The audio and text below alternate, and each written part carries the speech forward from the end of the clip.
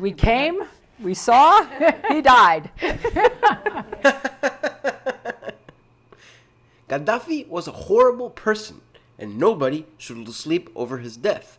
However, Hillary's maniacal reaction is quite sickening as well. When I was growing up, I was taught that the Republicans, under W. Bush at the time, were the evil, war-loving party. However, now I think that the Democrats love war just as much. So, is Trump the same? How about Biden? Let's get into it.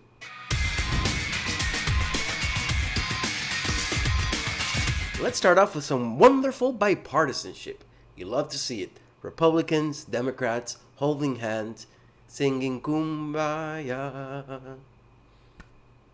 The House Armed Services Committee, a bipartisan committee, voted to put roadblocks for President Trump's ability to withdraw troops from Afghanistan. Withdrawing troops, something that in my lifetime has never really happened. Only 1,000 troops here and 1,000 troops there. But establishment Republicans and establishment Democrats won't have it. It's basically the only thing they can work together on to perpetuate war. As we all know, Bush invaded Iraq on the false pretenses that there was weapons of mass destruction, and he invaded Afghanistan because it was an Al-Qaeda stronghold. Tired of endless wars, people wanted change. When Obama was running for president, his campaign concentrated on hope. Yes, we can. Hope for opportunities. Hope to end the endless wars. But that was all lies. Not only did he not end the endless wars, he started 2 new ones. Let's start with Libya. Not only did Obama not get congressional authorization to attack Libya, but he also didn't comply with the 1973 War Powers Act, which requires the president to notify Congress within 48 hours of troop commitment, and requires the president to withdraw the troops within 60 days if it doesn't have congressional approval. By the way, he didn't have congressional approval. The Obama administration argued it did not violate the War Powers Act on a technicality. They claimed that the hundreds of missiles and drone strikes were kinetic military action rather than war. The U.S. intervention led to the horrible death of the horrible person Muammar al-Gaddafi. And of course, it led us into a window into crooked Hillary's psyche. We came, we saw, he died. Thanks to the destabilization in Libya, today there are slave markets there. Slavery. We could really see slave auctions in 2020 in Libya. Thanks to us. Syria is another conflict that President Obama got us into. In 2016 alone, we dropped over 26,000 bombs.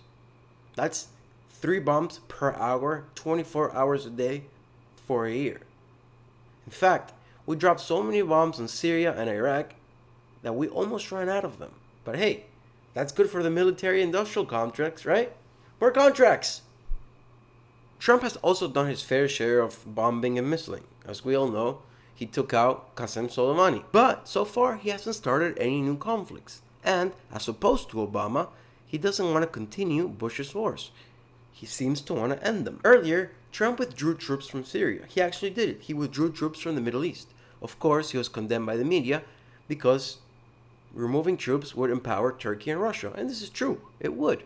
But I guess we got to ask ourselves, do we want to have troops in the Middle East for no apparent reason other than to prevent Russia and Turkey from having more power there? I don't know. Comment your opinion down below. This week, it was announced that the U.S. presence in Iraq would be reduced to just 3,000 troops. Additionally, Trump wants to end the war on Afghanistan by removing the troops from there as well. Last week, he appointed Will Ruger as ambassador to Afghanistan. Will Ruger came out and said he wants to remove troops from Afghanistan immediately.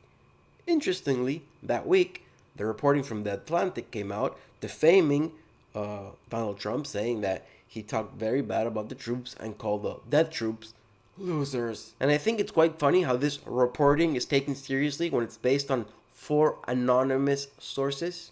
You can't do that kind of reporting and only based it on anonymous sources. And the reasoning for the anonymous sources is that the sources didn't want to be inundated by mean tweets. I'm curious why these people didn't want to go on the record. We're 2 months from an election, and these are horrible insults to service members. Did they explain their thinking as to why they wouldn't put their names to these accounts?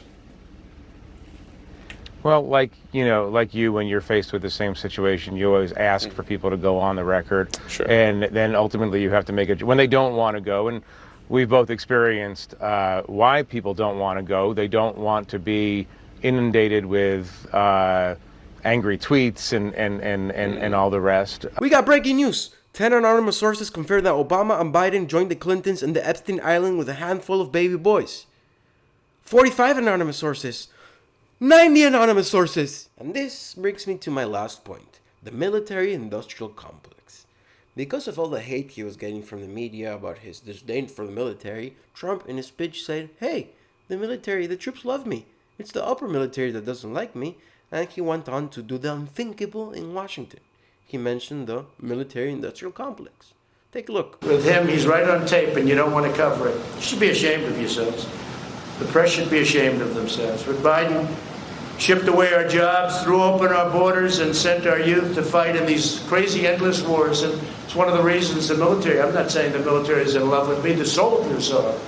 The top people in the Pentagon probably aren't, because they want to do nothing but fight wars so that all of those wonderful companies that make the bombs and make the planes and make everything else stay happy.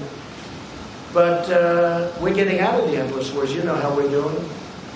We defeated 100% of the ISIS caliphate. 100%. When I came in, it was a mess. It was all over. They have it in a certain color, all ISIS. A year later, I said, "Where is it?" "It's all gone, sir. Because of you, it's all gone. Because of my philosophy, but it's all gone." The media went cuckoo over this. This guy, Ryan Brown, I don't know how to say his name, he's a CNN fake news reporter, tweeted this. But hey, can't expect much from CNN. Hey Ryan, how about this? Remember this guy? In the councils of government, we must guard against the acquisition of unwarranted influence, whether sought or unsought, by the military-industrial complex.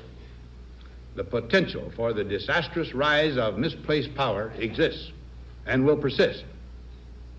We must never let the weight of this combination endanger our liberties or democratic processes. Our presidents, Republican and Democrat, have been and tend to be warmongers. Could it be that because after their terms, the military-industrial complex makes them wealthy one way or another? Maybe. Biden is more of that. Even worse, Biden is more of that, and he's a senile soy boy.